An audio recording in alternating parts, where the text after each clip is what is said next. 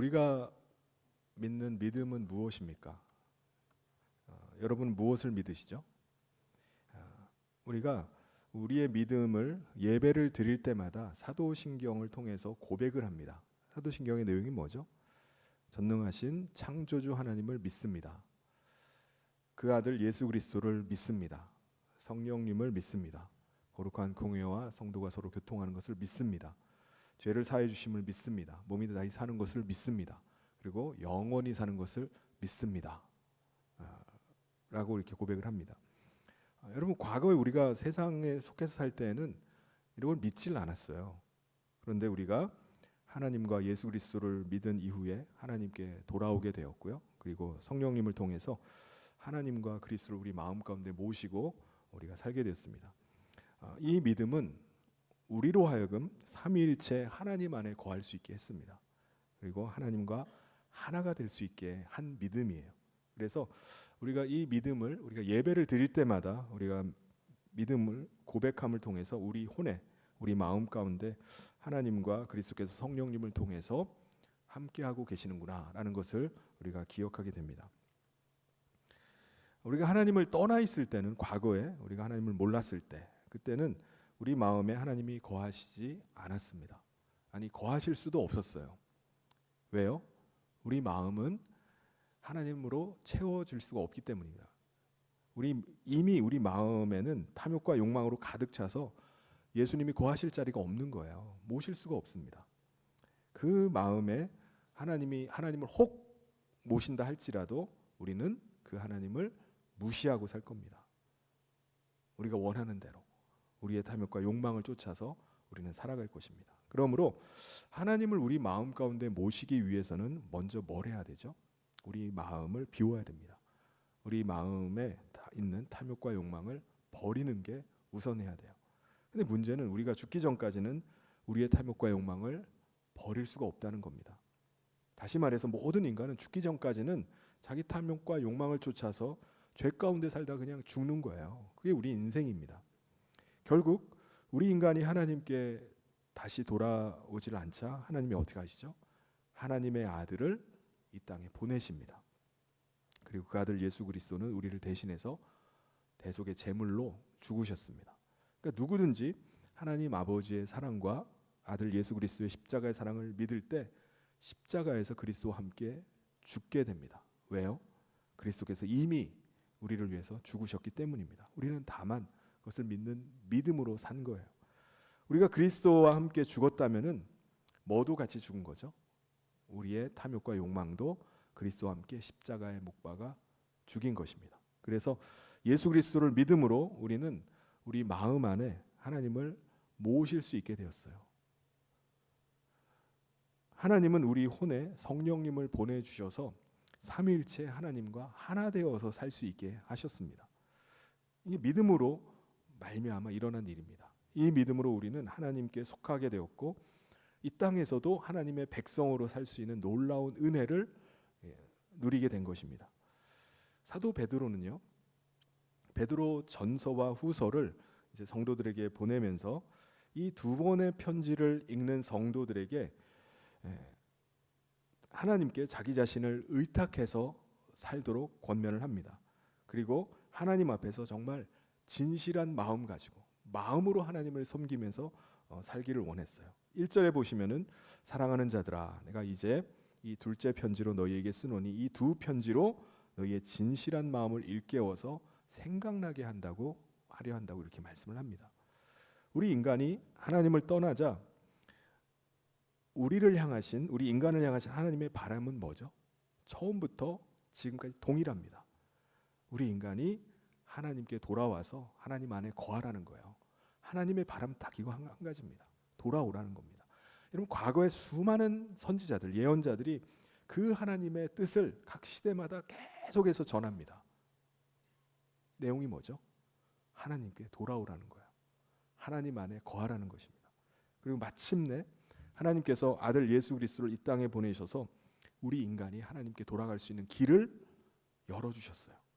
그리고 그 복음의 소식을 사도들로 하여금 전하도록 하셨습니다. 그래서 베드로후서 3장 2절에 곧 거룩한 선지자들이 예언한 말씀과 주 되신 구주께서 너희의 사도들로 말미암아 명하신 것을 기억하게 하려 한다. 그것을 기억나게 하려고 지금 이 편지를 쓰고 있다는 거예요. 저와 여러분은요, 이 복음의 소식을 듣고 하나님께 돌아와서 하나님 안에 거하게 된 줄 믿습니다. 여러분 이 사실을 믿으십니까? 네. 하나님께 우리는 돌아왔는데 우리의 바람도 뭐죠? 아직 돌아오지 않은 사람들에게 복음을 전해서 한 사람이라도 더 하나님께 돌아오기를 원하는 겁니다. 하나님 안에 거하기를 원하는 거예요. 이것이 우리의 바람입니다. 그렇다면 여러분, 왜 우리 인간이 하나님께 돌아와야만 되죠? 왜 하나님께서 하나님의 아들을 피조물인 인간의 몸을 입게 하시고 이 땅에 내려오게 하셨습니까? 왜 하나님의 아들 예수님은 우리 인간을 대신해서 십자가에서 죽으신 거죠? 왜 그런 겁니까? 왜냐하면은 인간이 하나님께 돌아오지 않으면, 하나님 안에 거하지 않으면은 이 세상과 함께, 이 세상이 멸망할 때 이 세상과 함께 멸망을 당하기 때문입니다. 하나님은요, 이 세상이 멸망하기 전에 우리 인간을 구원해 내고자 하시는 겁니다. 어떻게 해요? 각 사람이 자기 혼에, 자기 마음 가운데 하나님을 모시고 하나님 안에 거하게 하시는 겁니다. 하나님과 함께 영생하는 생명으로 살게 하고자 하는 것입니다. 이게 바로 구원이에요. 요한복음 3장 16절을 같이 한번 읽어보겠습니다. 시작.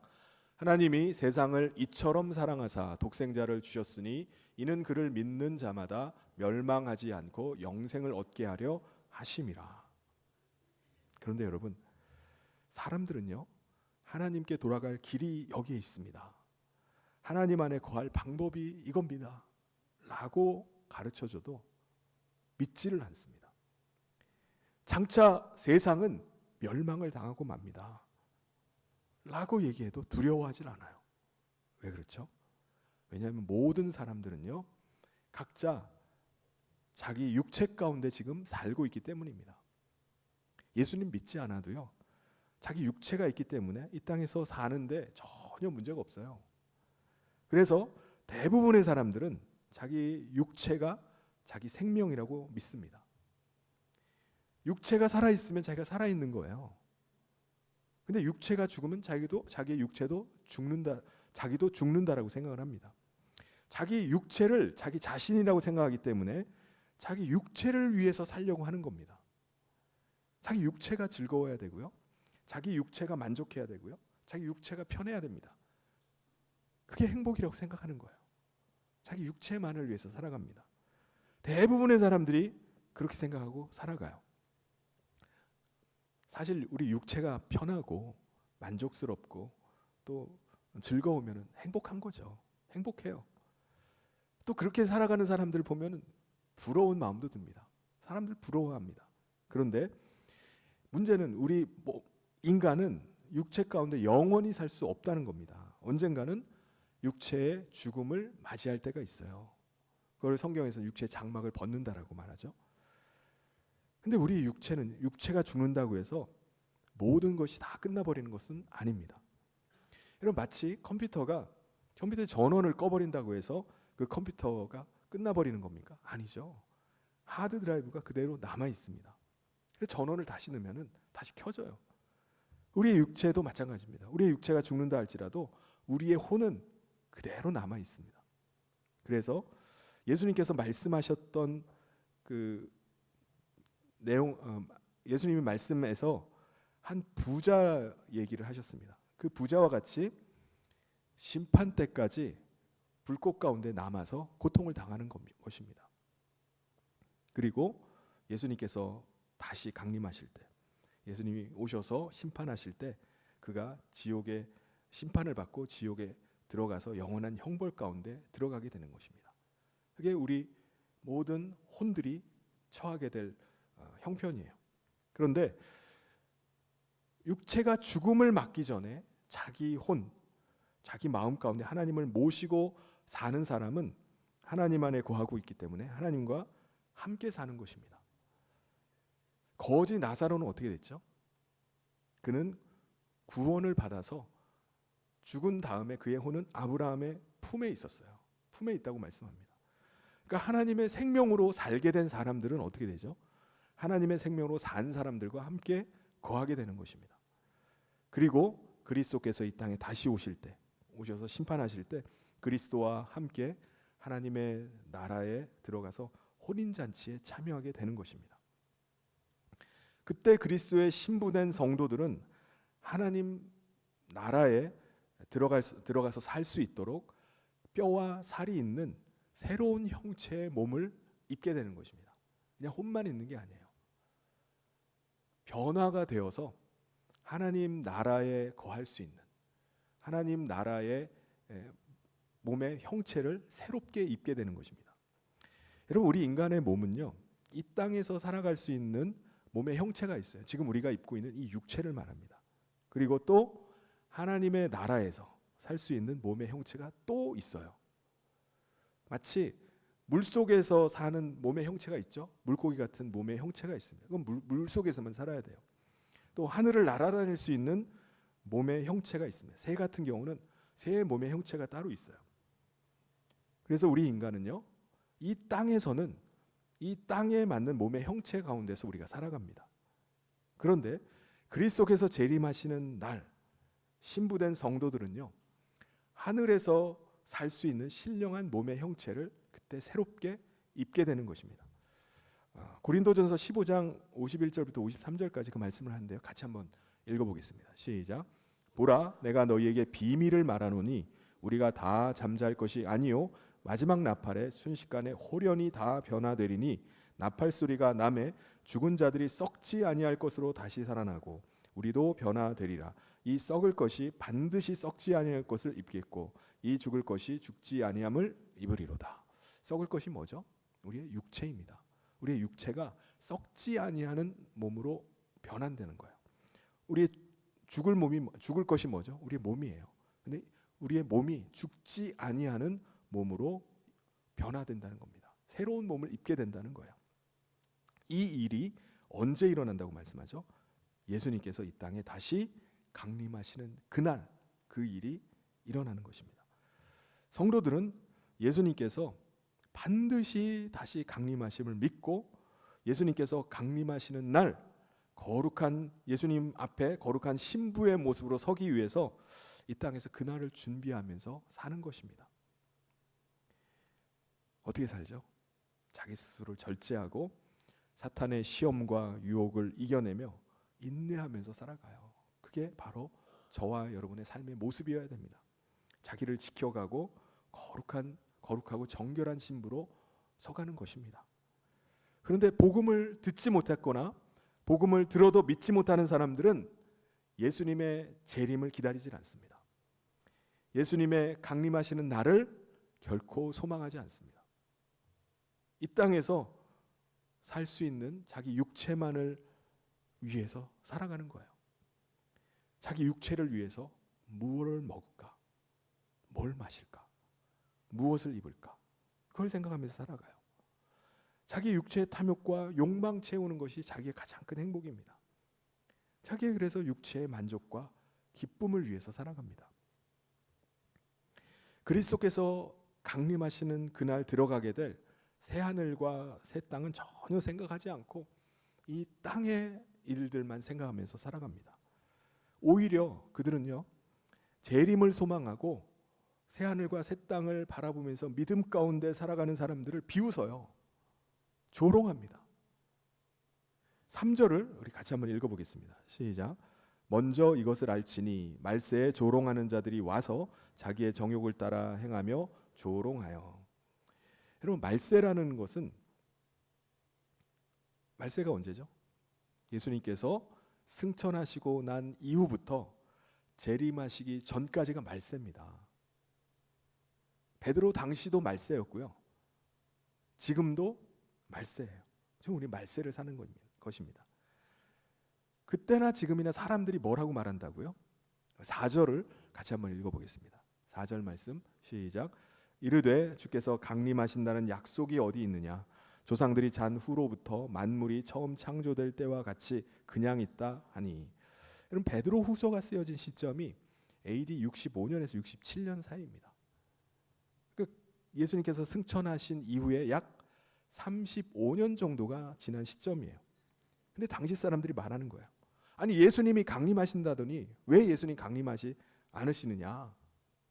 수많은 조상들이 다 이제 죽어갔는데 왜 그동안 이 세상 만물이 전혀 변하지 않고 창조 때와 똑같이 지금 있느냐?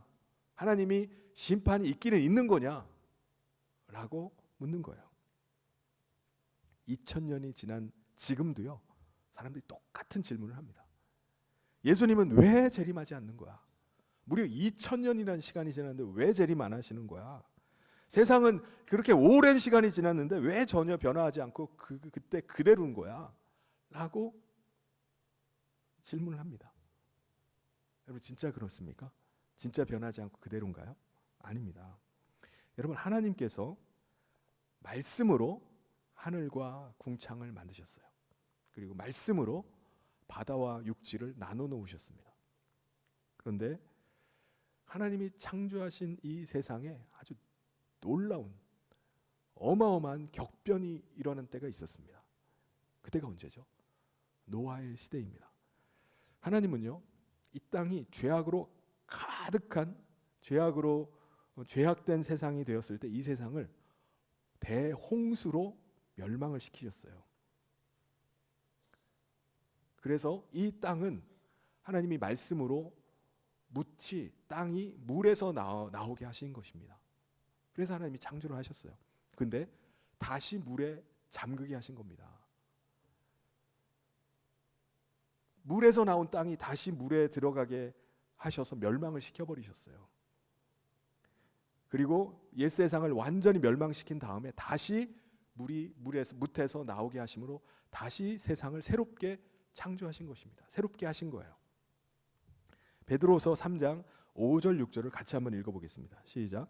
이는 하늘이 옛적부터 있는 것과 땅이 물에서 나와 물로 성립된 것도 하나님의 말씀으로 된 것을 그들이 일부러 잊으려 함이로다. 이로 말미암아 그때 세상은 물이 넘침으로 멸망하였으되. 하나님께서는 말씀으로 대홍수를 일으키셔서 이 땅을 멸하셨어요. 이 땅에 있는 모든 만물들, 생물들을 멸하시고 새롭게 시작을 하셨습니다. 이제 예수님께서 다시 오실 때는요, 물로 심판하시는 것이 아니라 불로 모든 것을 심판하신다고 말씀하셨습니다. 불로 모든 것을 태워버리시고 녹이시고 새롭게 시작하신다는 거예요. 그날이 될 때까지 이 땅은 아무런 변화도 없고 있는 그대로 보존이 되는 것입니다. 베드로후서 3장 7절 말씀을 같이 한번 읽어보겠습니다. 시작. 이제 하늘과 땅은 그 동일한 말씀으로 불사르기 위하여 보호하신 바 되어 경건하지 아니한 사람들의 심판과 멸망의 날까지 보존하여 두신 것이니라. 그런데 여러분, 그 시간이 얼마나 흐른 거죠? 사도 베드로 당시에는요, 예수님이 승천하신 이후에 약 35년 정도의 시간이 흘렀지만은 오늘 우리는 무려 2000년이라는 시간이 흘렀어요. 그런데요, 35년이건 2000년이건 간에 하나님께는 긴 시간이 아닙니다. 베드로서 3장 8절에 사랑하는 자들아, 주께는 하루가 1000년 같고 1000년이 하루 같다는 이 한 가지만은 잊지 말라라고 말씀을 합니다. 그렇다면 여러분, 2000년이라는 이 긴 시간이 흘러가는 동안에 왜 하나님께서는 말씀하신 대로 하늘과 땅을 불로 태워버리고 녹여버리지 않으시는 거죠? 왜 그대로 두고 계시는 겁니까? 왜냐하면 하나님은 한 사람이라도 더 회개하고 하나님께 돌아와서 하나님 안에 거하길 원하시기 때문입니다. 한 사람이라도 더 이 멸망하는 세상 가운데서 건지시기를 원하시는 거예요. 그래서 기다리시고 또 기다리시는 겁니다. 하나님의 그 기다리심으로 인해서 오늘 저와 여러분이 예수 그리스도를 믿고 하나님께 돌아온 거예요. 하나님 안에 거하게 된 것입니다. 그 하나님의 놀라운 인내와 그 사랑 때문에 오늘 우리가 하나님께 돌아와서 하나님의 사랑 안에 거하고 하나님을 기뻐하면서 우리가 살게 된 것입니다. 그러므로 2000년이라는 시간은요, 결코 더딘 시간이 아니에요. 이 시간은 정말 하나님의 인내하는 시간이었고요, 하나님의 놀라운 사랑의 시간이었던 것입니다. 9절 말씀을 같이 한번 읽어보겠습니다. 시작. 주의 약속은 어떤 이들이 더디다고 생각하는 것 같이 더딘 것이 아니라 오직 주께서는 너희를 대하여 오래 참으사 아무도 멸망하지 아니하고 다 회개하기에 이르기를 원하시느니라.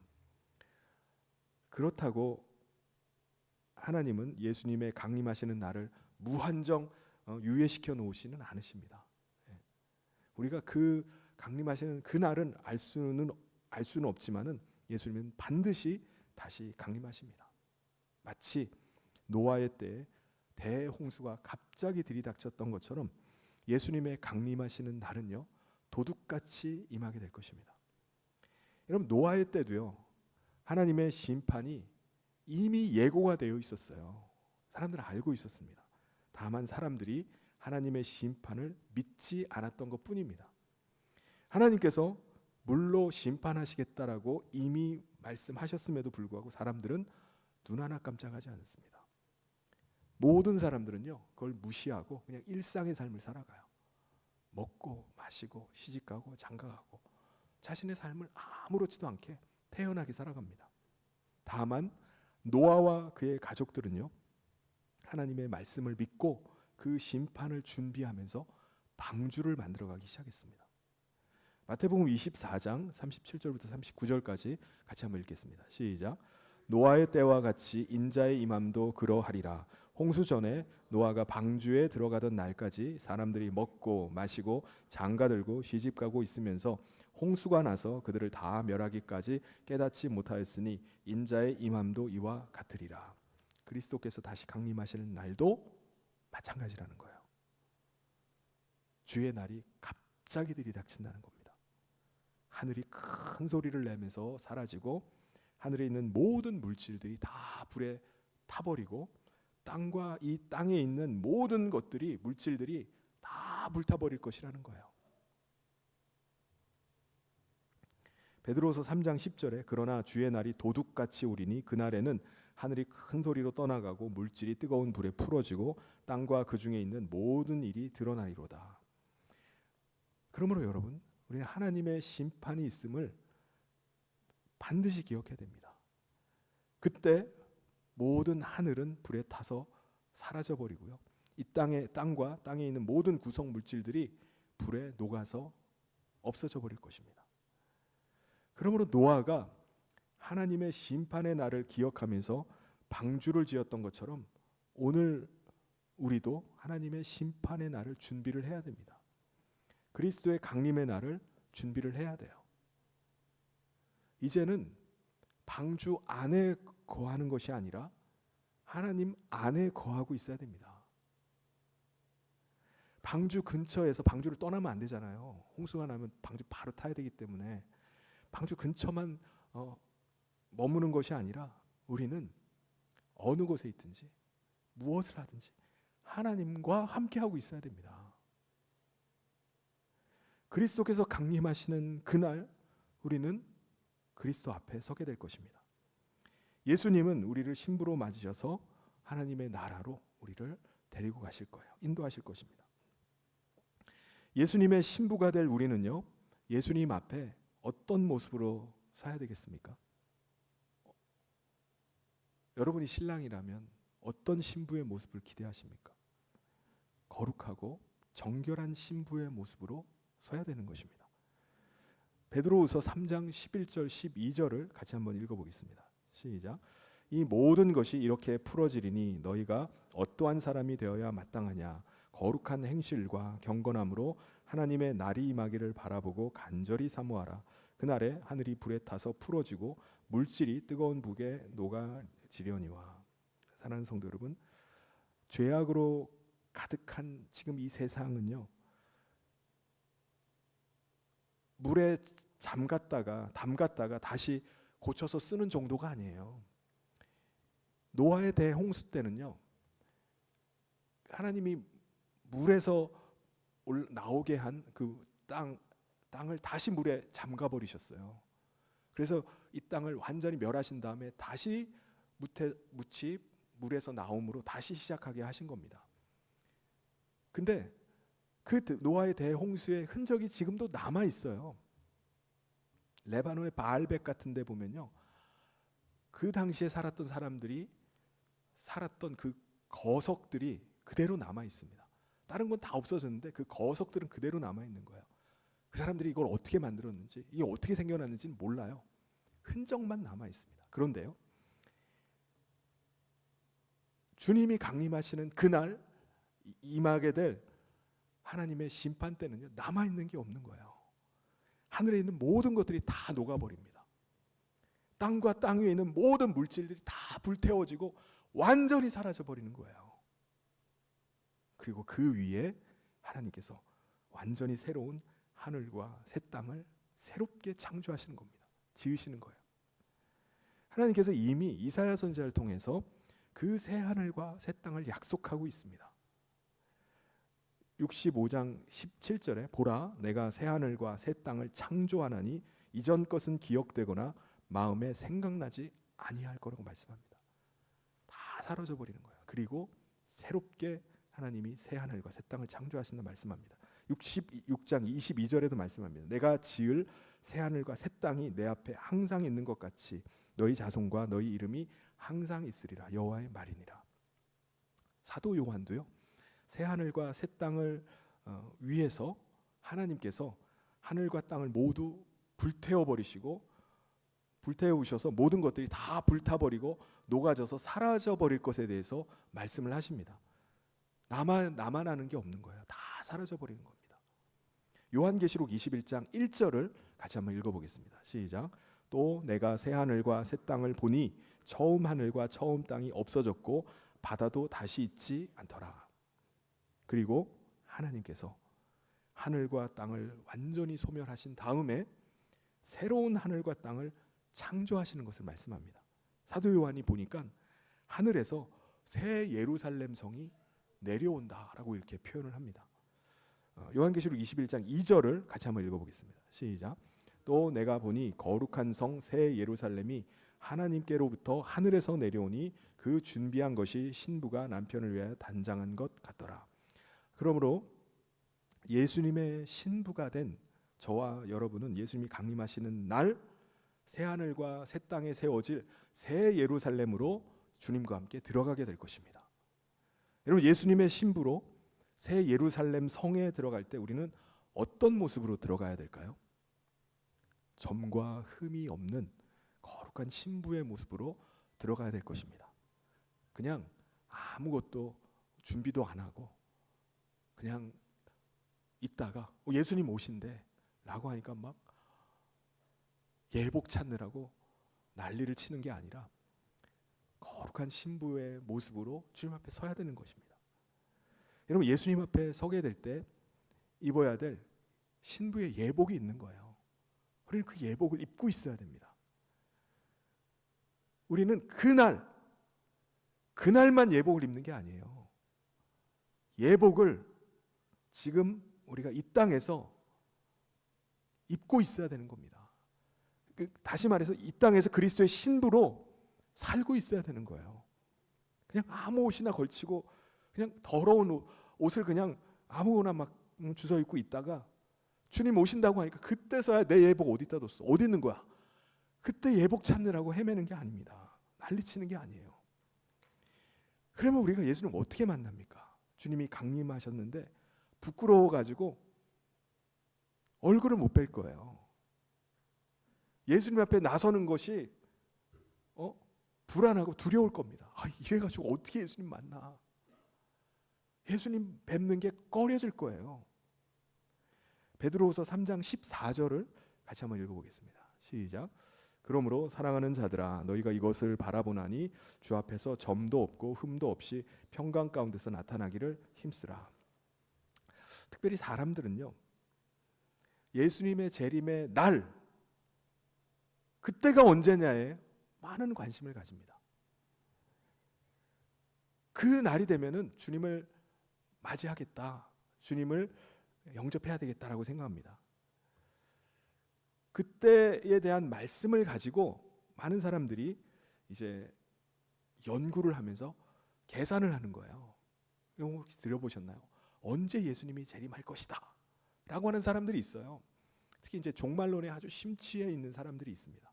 그래서 막 여러 가지를 막 예언서들을 막 이렇게 비교해 보면서 이날이 분명히 예수님이 재림하신 날이다 라고 특정하고 확정을 해버리는 거예요. 그날 안 오시면 어떻게 하죠? 실제로 계속 안 오셨잖아요. 스스로 멸망하는 겁니다. 망하는 거예요. 베드로후서 3장 15절 16절을 같이 한번 읽어보겠습니다. 시작. 또 우리 주의 오래 참으심이 구원이 될 줄로 여기라. 우리가 사랑하는 형제 바울도 그 받은 지혜대로 너희에게 이같이 썼고 또 그 모든 편지에도 이런 일에 관하여 말하였을 때 그 중에 알기 어려운 것이 더러 있으니 무식한 자들과 굳세지 못한 자들이 다른 성경과 같이 그것을 억지로 풀다가 스스로 멸망에 이르느니라. 그러므로 우리는 날짜를 계산해 가지고 그날을 알아 가지고 그날만 신부의 모습으로 단장하고 있는 게 아닙니다. 우리는 예수님이 언제 강림하시든지 그리스도의 신부로 살아가야 되는 거예요. 서 있어야 되는 겁니다. 주님의 날이 언제든지 우리가 주님을 맞이할 수 있어야 되는 겁니다. 그러기 위해서 우리가 해야 되는 것은 불의한 사람들의 속임수에 넘어가서는 안 돼요. 거짓 선생들이 끊임없이 잘못된 것을 가르칩니다. 2000년이나 지났는데 주의 날이 있기는 뭐가 있어. 그날을 잊어버리고 이 땅에 사는 동안에 행복해야지. 탐욕과 욕망을 이루면서 사는 게 그게 행복이지 라고 하는 그들의 거짓된 가르침에 끌려다니서는 안 됩니다. 미혹되어서는 안 돼요. 베드로후서 3장 17절을 같이 한번 읽어보겠습니다. 시작. 그러므로 사랑하는 자들아 너희가 이것을 미리 알았은즉 무법한 자들의 미혹에 이끌려 너희가 굳센 데서 떨어질까 삼가라. 조심하라는 거예요. 사랑하는 성도 여러분, 우리가 믿는 믿음에 굳게 서 있을 수 있기를 바랍니다. 주님의 날이 임할 때까지 우리는 거룩한 신부로 살아가는 겁니다. 더 이상 불의한 자들이 우리를 미혹한다고 해서 거기에 흔들리거나 거기에 빠져가지고 방황해서는 안 돼요. 여러분, 우리가 방황하면서 시간을 보내기에는 우리에게 남은 시간들이 그렇게 많지 않습니다. 길질 않아요.